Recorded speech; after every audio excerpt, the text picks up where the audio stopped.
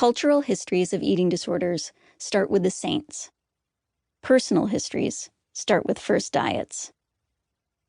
Diet is a strange word, one that describes both a deviation from the norm and the norm itself, the foods that make up a day, a week, a lifetime. From the beginning, my diet was a big part of my story, even the one others told about me. All babies like rice cereal, my mother will say, but you didn't. In the high chair, I would tighten my lips and turn away. When I was 2, I started preschool. At the first parent-teacher conference, they told my mother, "Susan never eats snack." The information didn't surprise her. I refused so many foods that she'd come up with novel ways to get them into me. In the morning, I would sit at the kitchen table, and she would crack an egg into a sippy cup and mix in cranberry juice. When she set the cup before me, I'd peer down the hole at the thick drink.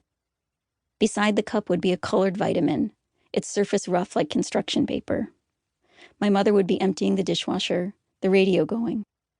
Occasionally, the voice of my father, the news director of a local station, would come through the speaker. "This is WOOD Wood Radio, and I'm Bob Burton." I was so small that the white tulip chair was big around me, like a throne. I'd sneak the vitamin under the seat cushion, grainy beneath there, with crumbs and small tan foam flecks, and ignore the drink. Recalling encounters with foods I disliked as a small child raises an old alarm in me.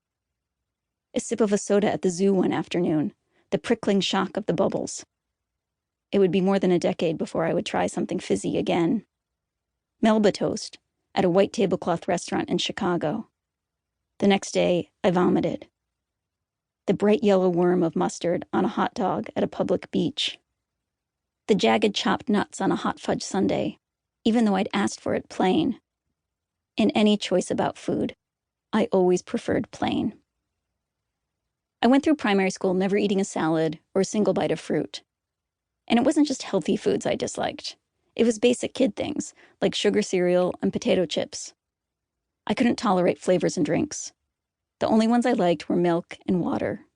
No Coke, no apple cider, no orange juice. No Kool-Aid, no Capri Sun, no etc., etc., etc. I was always steeling myself for things like sleepovers and school trips where you went overnight to nature camp, not because I dreaded being away from home, but because of what food might be served to me elsewhere. But as embarrassing as it was to overhear someone alerting the mother of the birthday girl that Susan doesn't like pizza, or to go up to a vendor and order a plain snow cone. Yes, just the ice. I never wavered, even when I knew my behavior had been registered as rude or strange. I never once even pretended to take a bite of red licorice or a sip of the shamrock shake. I could never, would never, let these things in. The term picky eater didn't apply to me. Picky eaters had to be reminded to pay attention to their plates. But I never forgot about food, in the way you never forget about anything you fear. A picky eater was indifferent, but I was vigilant. I stayed away from food self-protectively, the same way as a small child playing on the floor.